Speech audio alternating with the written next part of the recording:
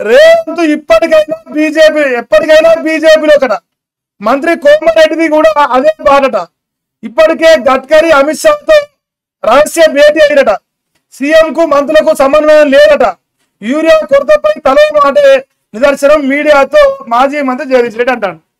ఆ జగదీష్ అన్న ఏమంటాడంటే రేవంత్ రెడ్డి మా అన్న ఎప్పటికైనా బీజేపీలోకి వస్తాడట. జగదీష్ అన్న తప్పు చెప్పినాం. ఇచ్చడేందంటే మా అన్న primary school BJP, high school BRS, Congress, TRS, BRS అన్న టీఆర్ఎస్ అన్న గదే కానీ తర్వాత కాలేజీ టీడీపీ, ఉద్యోగం కాంగ్రెస్, రేపు రిటైర్మెంట్ ఎంఐఎం. గసవంటి నీ చాతి నిజమైన మాటలు మాట్లాడారు. యూరియా కొరత పైన ఓడేమో కేంద్రం మీద నూకుతాడు, ఓడేమో రాష్ట్రం మీద నూకుతాడు. సో అంతా అంటారా కప్పగంతులు ఆట ఆడినట్టే ఉన్నది. మరి అందరు లాసిపోయి కోమరెడ్డి వెంకరెడ్డి కానీ, మా రేవంత్ అన్న కానీ, మా రాజన్న కానీ వీళ్ళందరూ మళ్ళా పోయి బీజేపీలో చేరుతారా అంటాను. బీజేపీలో చేరితే బీజేపీ ఇంత నాశనం చేస్తారు. ఇప్పుడు నాశనం సరిపోతలేదు. బీఆర్ఎస్ బీజేపీలో అంటారా బీఆర్ నుంచి కాంగ్రెస్ అందరూ బీజేపీలోకి వచ్చి సిద్ధాంతాలు అన్ని పక్కన పెట్టి మరి ఎగురు పెడతాం పట్టరు. మా జగదీష్ అన్నతో దండిగా కామెంట్ చేసిండయా. అబ్బో ఇది చూడ టీచర్లు బాగా కష్టపడినా నేను మళ్ళీ సీఎం అవుతా, విద్యార్థుల సంఖ్య తగ్గేందుకు టీచర్లు కారణమే అంటాను. అమ్మ టీచర్లు అంటా చదువు చక్కగా చెప్పి పుర్ల పువ్వు పెడుతున్నంట, చదువు చక్కగా చెప్పి పుర్ల పువ్వు పెడుతున్నంట. మా అన్న మళ్ళీ ముఖ్యమంత్రి అంట. జర చదువు చక్కగా చెప్పురా, మా అన్నని మరొకసారి ముఖ్యమంత్రి చేద్దాము పడ్రి, చాలా మంచి చెప్తాడు. యూజ్లెస్ ఫెలో, రాస్కెల్, ఈడియట్, ఉన్నతాధికారులు తిట్ట పురాణం అంటనే హల్లెత్తిపోతున్న కింది స్థాయి అధికారులు, సిబ్బందిపై కొందరు ఐఏఎస్ల దుర్భాషలు.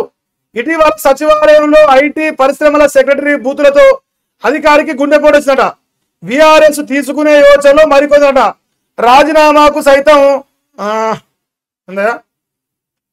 సైతం సిద్ధపడిన ఉద్యోగులు. ఇలాంటివి జరగకుండా చూసుకోవాలని చర్యలు చేయాలని సిఎస్ కు టీజీఎస్ జీఓఏ వినతి అట. సీఎం కు ఫిర్యాదుపై సిద్ధమవుతున్న సంఘాలు. ఒక్కో బదిలీకి 20 లక్షలంట. బిగ్ బ్రదర్ తో ఓ ఉన్నతాధికారి కుమ్మక్కు. తన పరిధిలో ఇష్టారీతిగా SHO ట్రాన్స్ఫరు. నెల వ్యవధిలోనే 2 సార్లు స్థానచలనం. నేతల అండతో జోరుగా రియల్ సెటిల్మెంట్లు. ఆ పోలీస్ కమిషనరేట్ లో ఆయనదే హవా. అడుగులకు మడులొస్తున్న అధికారులు. ఎవరై ఆయన? తిరుపతి అన్న బిగ్ బ్రదర్ అంటే ఆయన కదా, పెద్ద బ్రదర్. చోటాబా అంటే మళ్ళీ వేరే, ఆయన అంటే మా కొండలన్న. సో మరి పోలీస్ ఆగలు కానీ మీద అన్న దండీనే ఉందంట కథ. మరి సిఎస్ గారు మరి గమనించాలి జర. మీ ఉద్యోగులు అంట IAS IPS ఎట్ట వాళ్ళ తిరుగుతారంట బూతులు. యూజ్లెస్ ఫెలో అంటారంట. అంటే మా పేరు అంటే కాంగ్రెస్ ప్రభుత్వం కంటే యూజ్లెస్ ఫెలో ఎవరు లేరు అంటారు. దానికైతే ఇది కథ వేసిరామా. ఒక్క బదిలీ కావాలా మీకు గవర్నమెంట్ ఆఫీసర్ చెప్పురి, బదిలీ ఇస్తాం. హోంశాఖ అయితే మా తిరుపతి అన్న 20 లక్షలు ఇది బదిలీ ఇస్తాం చెప్పురు మీరు కావాలంటే. అదొక మంచి ఆఫర్ ఉంది మీకు.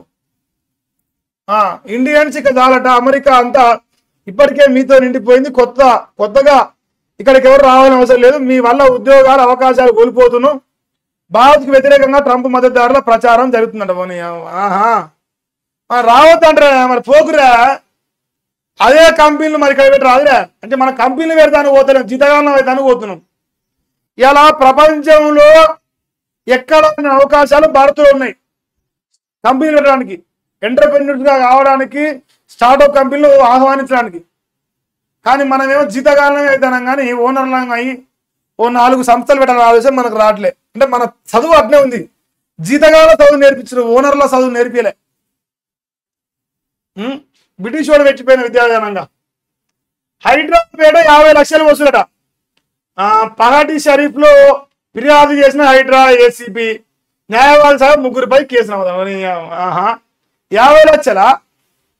50 70 వసూలు 20 హైడ్రా ఉత్సవం పోసుకొని రూపాయలు ఇప్పుడు గట్టుంది లెక్క. వృద్ధాపాతం దేశంలో పెరుగుతున్న సీనియర్ సిటిజన్లట.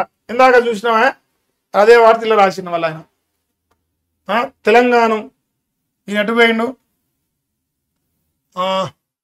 ఎరువుల కోసం సిగపట్లంట. నడి రోడ్డుపై కొట్టుకుంటారు. ఇది రాసిండు.